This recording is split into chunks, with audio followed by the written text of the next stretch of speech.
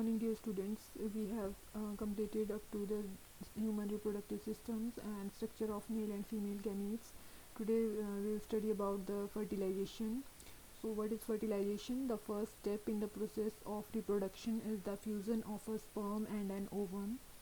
When sperm comes in contact with an egg, one of the sperms may fuse with the egg. Such fusion of the egg and the sperm is called fertilization. Clear? तो ये picture में आप देख सकते हो, यहाँ पे sperm enter हो रहा है ओवम में. तो ये 3 स्पर्म दिखाए हुए हैं, बट उसमें एक ही एंटर करेगा और बाकी एंटर नहीं कर पाएंगे जब ये एंटर कर चुका है एक. सो दैट प्रोसेस इज जो फ्यूज़न होगा फिर that is called the fertilization, जिसमें स्पर्म और एग का फ्यूज़न होगा.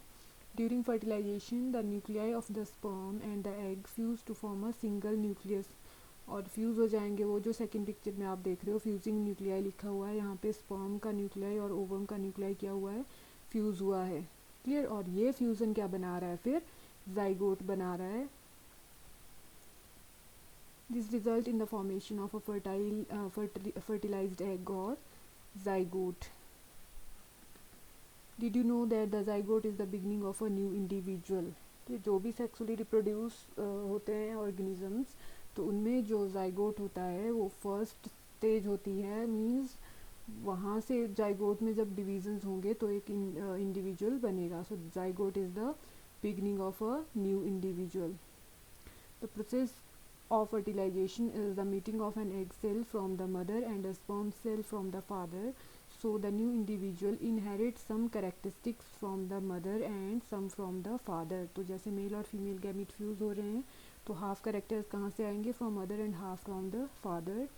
Look at your brother or sister. See if you can recognize some characters in them similar to those of your mother or your father. तो feature से पता चल जाता है, ठीक है, किसी के फीचर्स देख के कि हाँ ये किसकी तरह दिखता है, और दूसरा जैसे ब्रदर सिस्टर है तो वो किसकी तरह दिखते हैं. तो ज़्यादा करेक्टर्स किसके साथ मिल रहे हैं, मदर के साथ मिल रहे हैं या फादर के साथ मिल रहे हैं. तो वो करेक्टर्स कहाँ से आए, वो करेक्टर्स जो आए वो उन जो न्यूक्लियर फ्यूज़ हुए हाफ हाफ, वो करेक्टर वहाँ से आए नेक्स्ट जनरेशन में.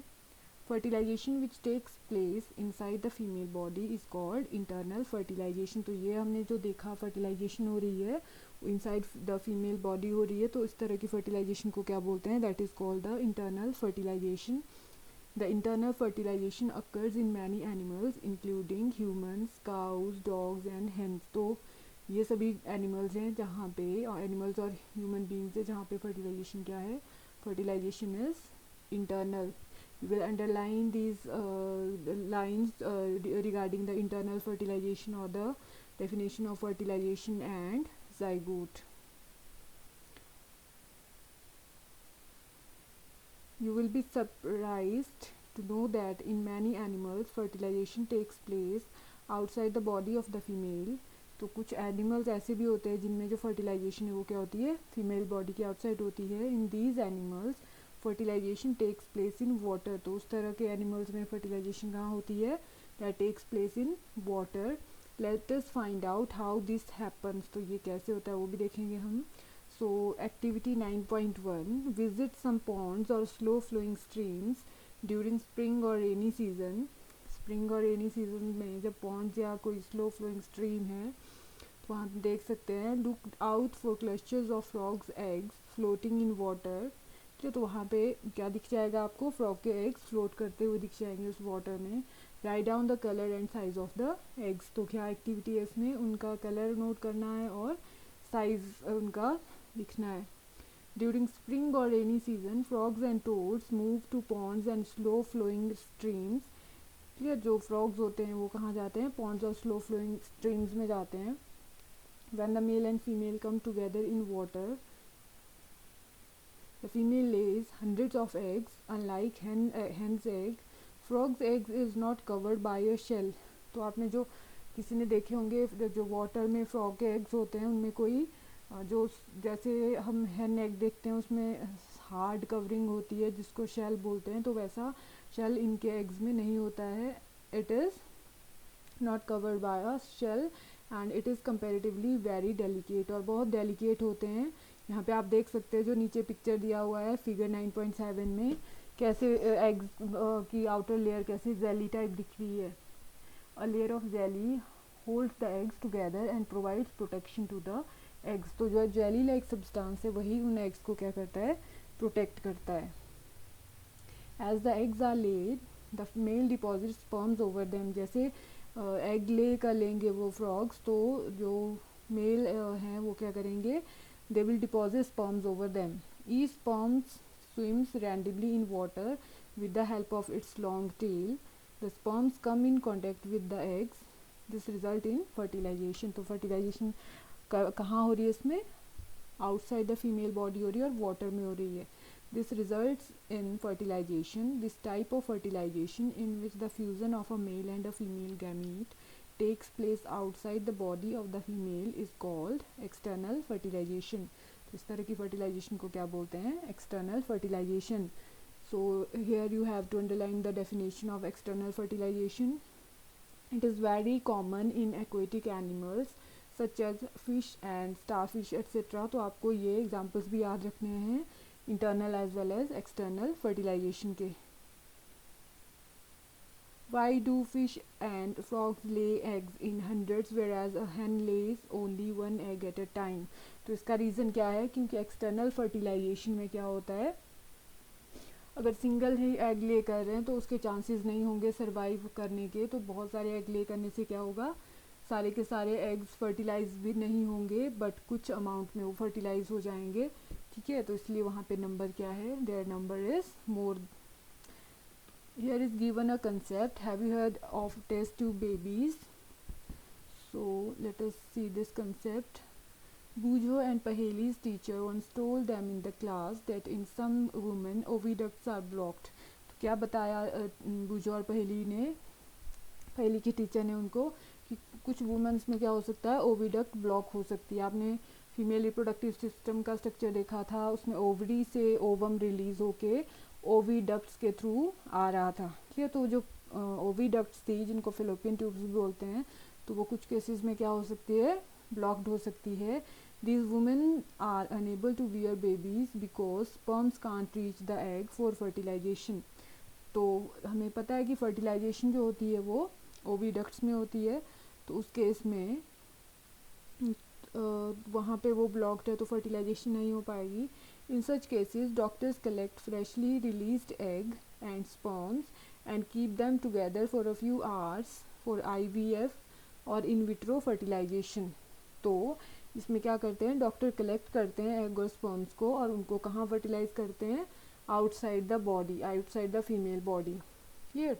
IVF लिखा हुआ इन विट्रो फर्टिलाइजेशन, इसका मीनिंग क्या होता है, जो फर्टिलाइजेशन होगी that will be outside the body. In case fertilization occurs, the zygote is allowed to develop for about a week and then it is placed in the mother's uterus. तो क्या किया जाता है, उस जाइगोट को कुछ weeks तक क्या, एक वीक तक उसको ग्रो किया जाता है कल्चर उसको लैब में. ठीक है, जब एक वीक का हो जाता है वो जाइगोट, तो उसको यूटरस के, मदर के यूटरस में प्लेस किया जाता है. ठीक है, उसी जिसकी जो ट्यूब्स, फिलोपियन ट्यूब्स या ओविडक्ट्स ब्लॉक्ड होंगी, उसी के जब फर्टिलाइजेशन बाहर करवा दी लैब कंडीशंस में, और जो फिर 1 वीक का हुआ वो जाइगोट, उसमें थोड़े से डिवाइड सेल्स भी डिवाइड होके बन गए होंगे, तो उसको कहाँ पे प्लेस करवाएंगे, उस फीमेल के यूटरस में.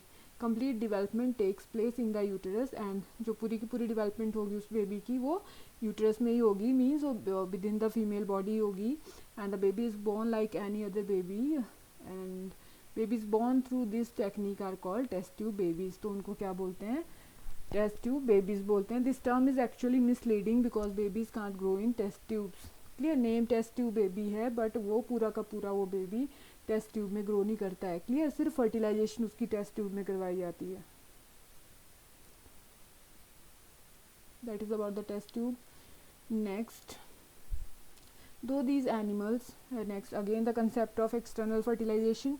Though these animals lay hundreds of eggs, जो क्वेश्चन यहाँ पे बूजो ने पूछा था, why there why do fish and frogs lay eggs in hundreds whereas a hen lays only one egg at a time. Answer is given here.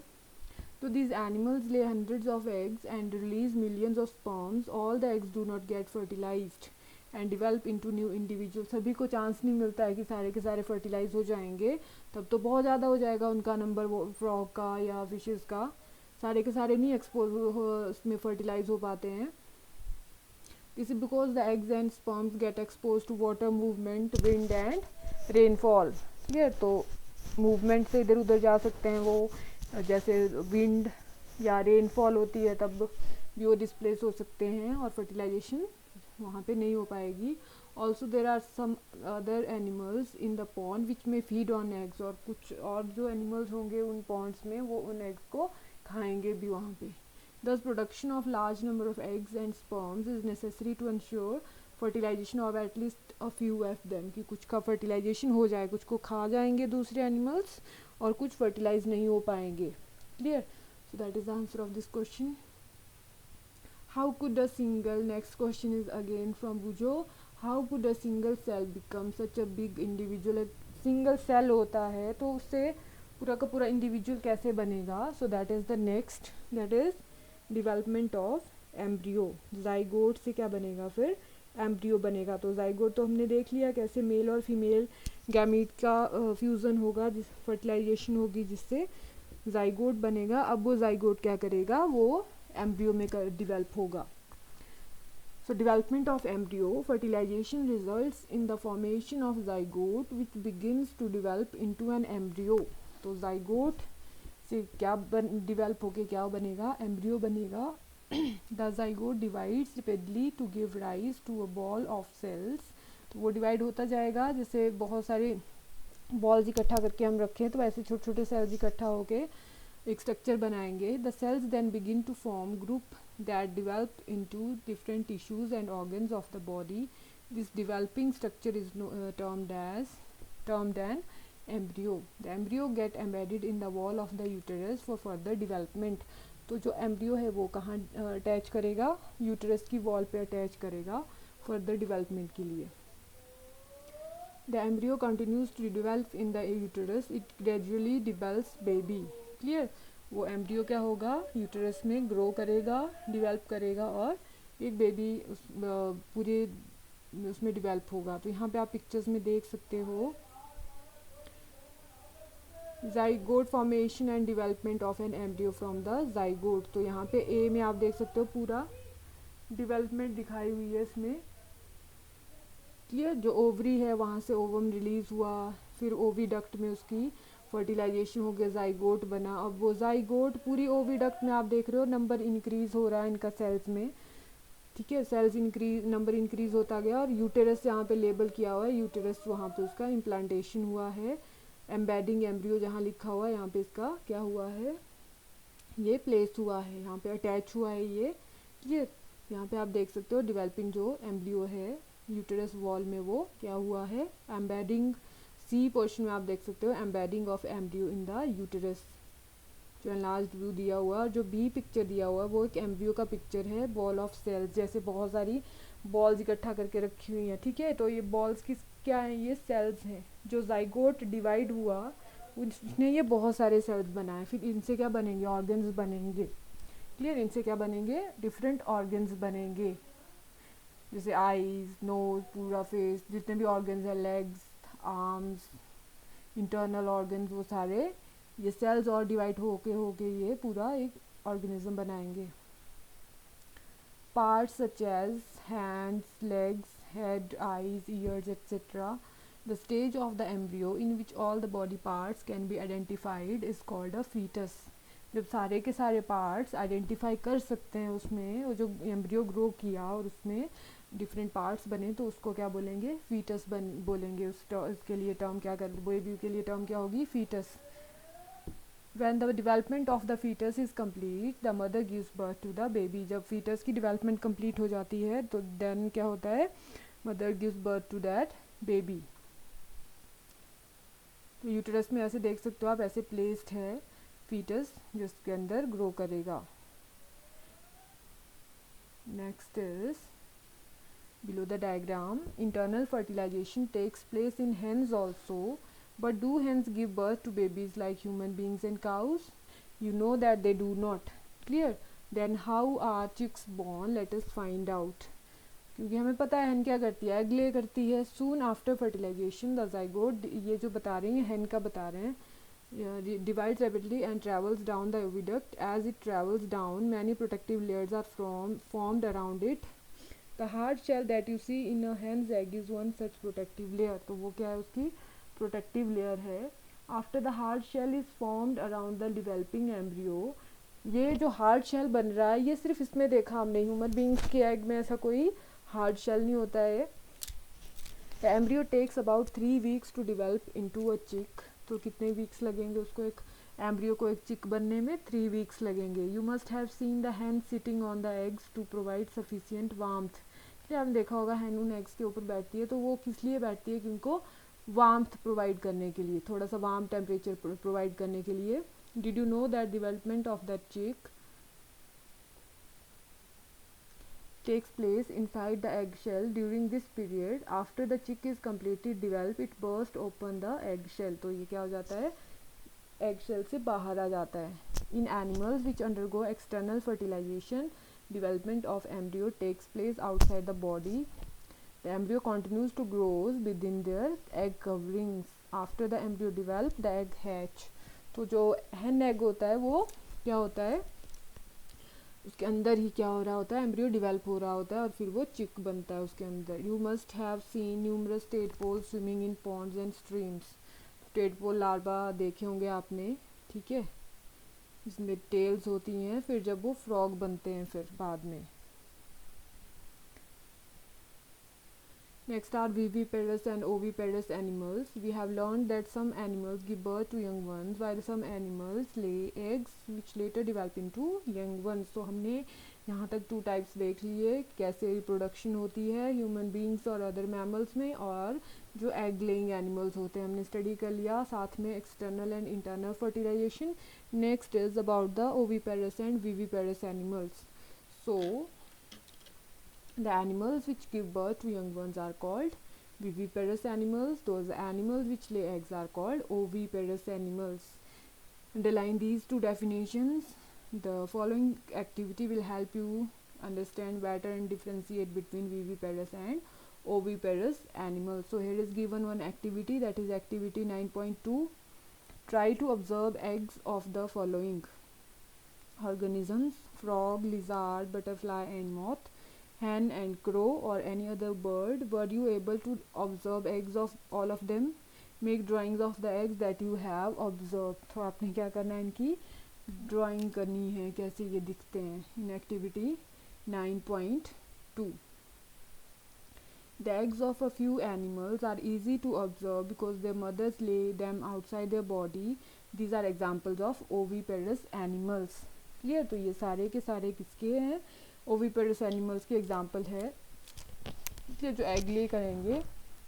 But would you not be able to collect the eggs of a dog, cow और cat. This is because they do not lay eggs. Clear. The mother give birth to the young ones. These are examples of viviparous animals. So that is about the oviparous and viviparous animals. Can you now give some more examples of viviparous and oviparous animals? तो यहाँ पे आप और भी examples दे सकते हो oviparous और viviparous animals according to their definition. Next is about the young ones to adults. This is regarding the larval stages, or this is regarding the development of frog or the development of silkworm. So you have already studied about the development of silkworm in your 6th class. Here is given little explanation. The new individuals which are born or hatched from the eggs continue to grow till they become adults. तो जो egg से hatch होंगे तो वो क्या होंगे, egg से hatch होंगे. In some animals the young ones may look very different from the adults. तो यहाँ पे क्या बोल रहे हैं, जो यंग वंस हैं वो एडल्ट से डिफरेंट हो सकते हैं. Recall the life cycle of the silkworm. Clear. तो लाइफ साइकिल जो आपने सिल्कवर्म की स्टडी की हुई है 7th क्लास में, एग से लार्वा बनते हैं. लार्वा उनका नेम क्या है, कैटरपिलर. कैटरपिलर से प्यूपा. क्लियर. कैटर हमने देखा है कि उसमें क्या होता है, वो क्या करता है, सिल्क को बनाता है अपने अराउंड, फिर उससे बाद में क्या बनता है, एडल्ट बनते हैं जो एडल्ट सिल्कवर्म्स होते हैं. You studied in class 7. Frog is another such example. तो फ्रॉग भी एक ऐसा ही एग्जाम्पल है जिसमें इसका यंग वन और एडल्ट दोनों डिफरेंट है. They look very different from one another. Observe the different stages of frog starting from the egg to the adult stage. We find that there are three distinct stages, that is egg, tadpole जो larva है and adult. Don't the tadpole look so different from the adults? कि आपने देखा होगा frog का tadpole water में aquatic होता है वो, ठीक है, बट जो फ्रॉग रहता है वो क्या होता है, उसको क्या रहता है, वो लैंड पे भी रहता है और उसको वाटर भी रिक्वायर्ड है जब उसको एग ले करने हैं. Don't the tadpoles look so different from the adults? Can you imagine that these tadpoles would someday become frogs? Clear? Similarly, the caterpillar or the pupa of silkworms look very different from the adult moth. The features that are present in adult are not found in these young ones. Then what happens to the tadpoles or caterpillar thereafter? तो क्या हो जाता है उन tadpoles और caterpillars को, ठीक है, वो तो डिफरेंट होते हैं देखने में, बट जब अडल्ट बनते हैं तो टेडपोल की टेल गायब हो जाती है ना, और जो कैटरपिलर्स है वो कुछ और ही बन जाते हैं बटरफ्लाइज की तरह. So you must have seen a beautiful moth emerging out of the cocoon. In the case of tadpoles, they transform into adults capable of jumping and swimming. जो टेडपोल होता है वो तो सिर्फ स्विमिंग कर सकता है, बट जो एडल्ट बनते हैं फिर फ्रॉग वो तो जंपिंग भी करते हैं और स्विमिंग भी करते हैं. The transformation of the larva into an adult through drastic changes is called Metamorphosis. तो इस प्रोसेस का नेम क्या है जिसमें जो है टेडपोल से फ्रॉग बनता है या लार्वा जो प्यूपा है उससे सिल्क वर्म बनता है, इस प्रोसेस का नेम क्या है, Metamorphosis. So underline this definition of Metamorphosis. What about the changes that we observe in our body as we grow? Do you think we too undergo metamorphosis? In human beings, body parts similar to those present in the adults are present from the time of birth. Clear? तो हमें कोई Metamorphosis नहीं होता है कि हम 5 years की as में ऐसे थे और 15 years की एज में हम बिल्कुल डिफरेंट हो गए. Clear? So that metamorphosis is limited to the lower animals. वो सिर्फ किस केस में होता है, लोअर एनिमल्स के केस में होता है. Clear? So that is about the all about this chapter. जो नेक्स्ट है इज सेक्सुअल रिप्रोडक्शन का. वो before starting this we'll have a look at this diagram or life cycle of frog, where a frog lay eggs and after external fertilization it develops into early tadpole, then late tadpole, and this tadpole then जो Metamorphosis होगा और क्या बन जाएगा, वो एक adult frog बन जाएगा.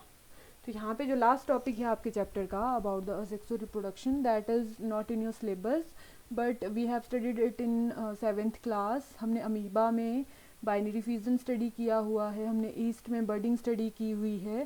क्लियर? हमने राइजोपस ब्रेड मोल्ड में स्पोर फॉर्मेशन स्टडी की हुई है, तो वो इस टॉपिक में इन्वॉल्व है, बट ये हम नहीं करेंगे नेक्स्ट, क्योंकि सिंपल है. अगर आपसे पूछा भी जाता है तो क्या होगा उसमें, binary fusion when the one organisms divide into two simply by fission. और नेक्स्ट जो बर्डिंग है, तो बर्डिंग में क्या होता है, there single bud arise and that develops into a new yeast. Clear? So that is all about this chapter.